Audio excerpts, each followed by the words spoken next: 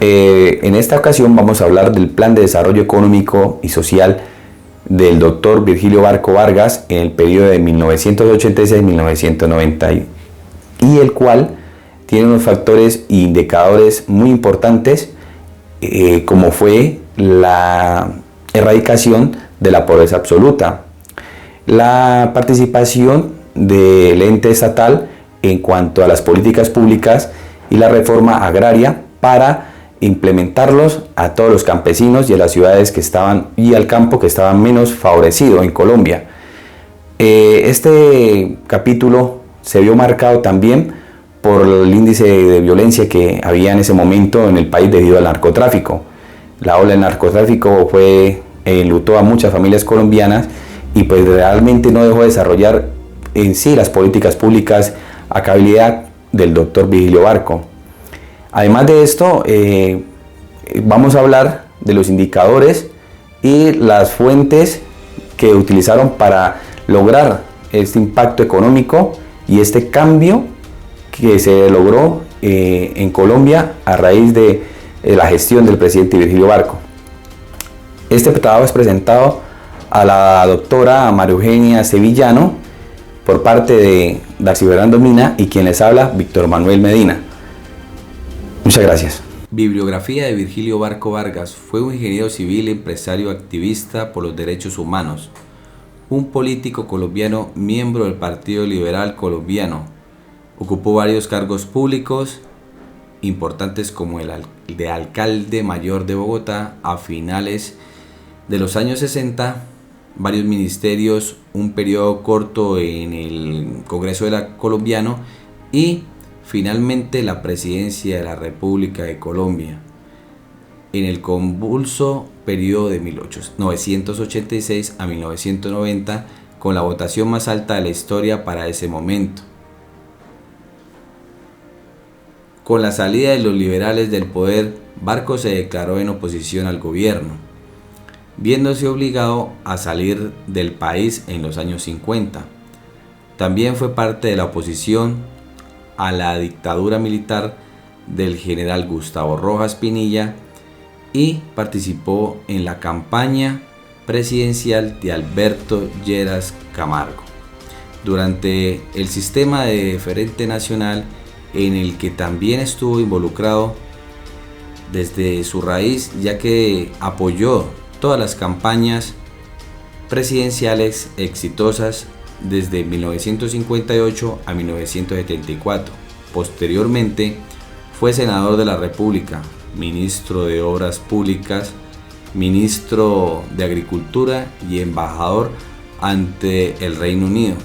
Fue alcalde de Bogotá de 1966 a 1969 durante el tercer gobierno del Frente Nacional, tiempo durante el cual logró la modernización física e institucional de la ciudad capital, resaltando obras como el Hospital Militar y la finalización del Aeropuerto Internacional El Dorado. Plan de Economía Social fue diseñado para establecer las bases de una Colombia nueva que pudiera enfrentar con optimismo los retos del siglo XXI. El plan de desarrollo de gobierno de Virgilio Barco se basó en una economía social, estableció bajo una nueva orientación política con una estrategia de convergencia directa en el cambio económico y el cambio social. El objetivo general del plan de desarrollo de Virgilio Barco fue progresar de modo simultáneo en el crecimiento económico y en el mejoramiento de calidad de vida de las comunidades y las regiones de menos ingresos. La estrategia de la economía social buscaría garantizar una economía más productiva, más igualitaria y más participativa, por medio de dos estrategias centrales: desarrollo social y crecimiento económico. La estrategia del desarrollo social buscaría mejorar la calidad de vida de la población, en particular de los grupos y regiones afectados por situaciones de pobreza, falta de convivencia y carencia de condiciones institucionales, económicas y sociales, que les impedía construir el crecimiento económico y participar de sus beneficios. Estrategia del crecimiento económico.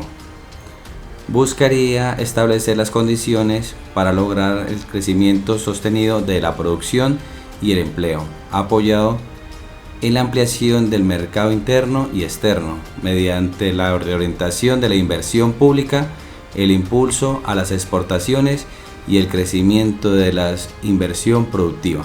Para lograr los objetivos de desarrollo social, el gobierno de Barco estableció unas políticas básicas que fueron: incrementar los activos físicos generadores de bienestar, garantizando el acceso a la vivienda y sus servicios complementarios, ampliar el acceso a los activos sociales que fortalecían el capital humano, logrando la universalización de la atención primaria en salud, nutrición, educación básica primaria, seguridad social y administración de justicia.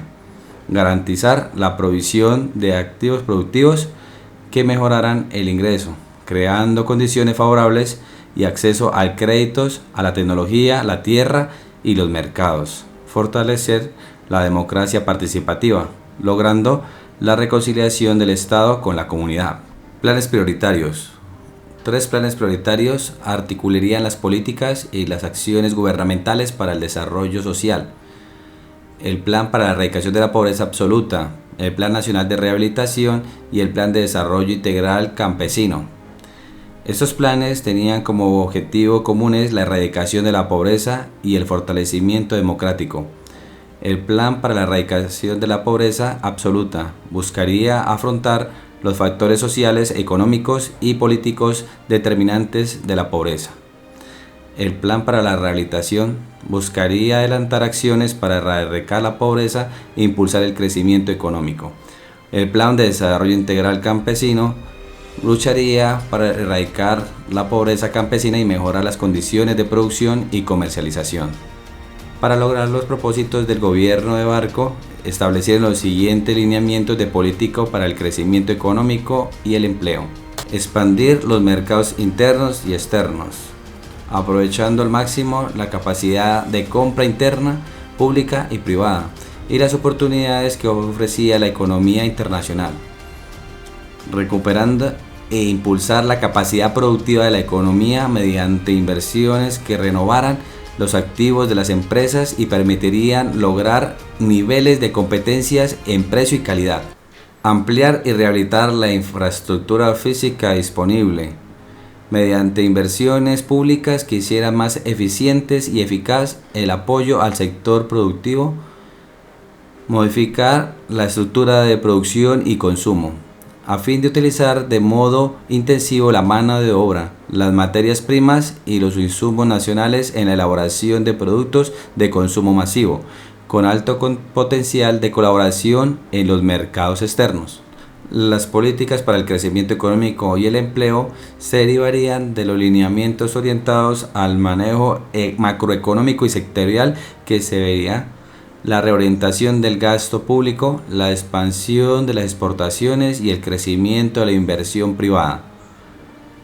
Reorientación del gasto público buscaría orientar el gasto base de las inversiones que favorecen a grupos y regiones marginadas. Expansión de las exportaciones buscaría aprovechar la ventaja conmemorativa actuales y potenciales, combinados con estímulos a la inversión nacional y extranjera. Crecimiento de la inversión privada. La inversión privada era fundamental para el logro de metas y propuestas de crecimiento económico, estimulada mediante incentivos de orden fiscal, crediticio y cambiario. Los sectores prioritarios. En función de las políticas establecidas y dados a su importante encadenamiento sobre la producción, los ingresos y el empleo, la estrategia para el crecimiento económico hacía énfasis en los siguientes sectores productivos. Sector agropecuario.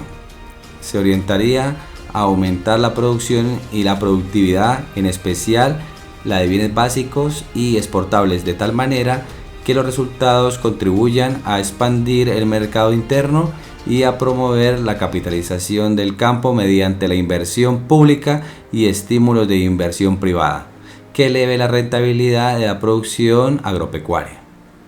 Sector industrial. tenía por objetivo impulsar el crecimiento y la competitividad de los productos manufacturados de manera de que se modificaran la estructura y los patrones de la producción en favor de la producción masiva de bienes de consumo interno, productos de exportación y bienes de capital, y promover la inversión nacional y extranjera. Sector hidrocarburos y minería. Radica en que este sector dependería en gran medida de la capacidad de la generación de divisas del país, en particular el petróleo, el carbón y el oro. Construcción. Aprovechar el potencial multiplicado sobre la demanda agregada de la economía y sobre los ingresos y el empleo de los trabajadores ocupados en el sector. Para alcanzar el objetivo se buscaría el crecimiento del sector mediante la canalización de las relaciones públicas y la movilización de recursos de créditos privados en montos estables y crecientes. ¿Qué hizo durante su gobierno? El esquema gobierno-oposición fue una de las decisiones más polémicas y criticadas del presidente Barco, con la cual rompió con una tradición de 28 años de repartición equitativa de la responsabilidad del poder entre las dos colectividades tradicionales. Al posesionarse Barco, le puso fin al Frente Nacional, al designar solamente ministros liberales. Narcotráfico y terrorismo. Entre 1986 y 1990, el país atravesó lo que algunos consideran la época más violenta de la historia de Colombia por cuenta del terrorismo y el desafío al estado del narcotráfico como Pablo Emilio Escobar Gaviria y González Rodríguez Gacha. El terrorismo constituyó el problema más inquietante de la gestión del presidente Barco. La persecución a Pablo Escobar y Gonzalo Rodríguez Gacha dejó una larga escala de muertes y dolor en el atentado contra el avión de Avianca, donde murieron más de 100 personas, más de 30 explosiones con carros bomba en las principales calles de Bogotá y Medellín. Tuvo que afrontar los numerosos asesinatos de líderes y miembros de la Unión Patriótica. Su gobierno estuvo marcado por sangre de inocentes. Durante su gobierno asesinaron a 4 candidatos presidenciales: Luis Carlos Galán, Bernardo Jaramillo Osa, Jaime Pardo Leal y Carlos Pizarro. El asesinato del entonces procurador Carlos Mauro Hoyos y el secuestro del candidato a la alcaldía de Bogotá, Andrés Pastrana. Y cerca de 2.000 policías asesinados por uno de los capítulos de sangrientos del país, extradición. En 1989, durante el gobierno del presidente Virgilio Barco, mediante decreto de Estado, se declaró que la extradición se llevaría a cabo a nivel administrativo. Que el 18 de agosto de 1989, horas después de la muerte de Luis Carlos Galán, Barco indicó el procedimiento de la extradición por vía administrativa de los hermanos Ochoa, Rodríguez y Pablo Escobar Gaviria. Plan Nacional de Rehabilitación. El gobierno de Barco combinó la inversión estatal para mejorar las condiciones de los sectores deprimidos con el fortalecimiento de las fuerzas militares para subsanar los problemas creados por la escasa inversión estatal en ciertas regiones y sectores sociales, a través del Plan Nacional de Rehabilitación, y puso en marcha el Plan de Lucha contra la Pobreza. También impulsó la reforma en la Administración de Justicia, de la estructura agraria y urbana y de las instituciones nacionales. La séptima papeleta. En las elecciones del 11 de marzo de 1990 en Colombia estaba previsto escoger a senadores, representantes de la Cámara, diputados de asamblea locales, concejales municipales, alcaldes y al candidato presidencial del Partido Liberal. 6 papeletas para 6 elecciones. Pero hubo una papeleta adicional a las que oficiales que no estaba pautada y terminó siendo la más importante. Se llamó la séptima papeleta y fue repartida en las calles o impresa en periódicos para que la gente la recortara y la introduciera en las urnas. La idea era convocar a una Asamblea Nacional Constituyente y reformar así la Constitución de 1886. Al no ser una votación oficial, la registraduría no imprimió los cartones y no contabilizó los votos, por lo cual no tuvo efecto jurídico. 2 meses después, gracias a un decreto de ley expedido por el presidente Barco, la séptima papeleta fue depositada en las urnas y contabilizada por la registraduría, lo que marcaría el nacimiento de la Constitución de 1991. El proceso de paz fue el proceso que logró acordar un acuerdo pacífico con el grupo al margen de la ley, al final de su gobierno, bajo el lema pulso firme y mano tendida. Las gestiones de paz que se venían desarrollando permitieron llegar a un acuerdo con el movimiento 19 de abril o M19, mediante el cual el grupo guerrillero se desmovilizó e inició su participación en la vida política institucional bajo la denominación de la Alianza Democrática M19.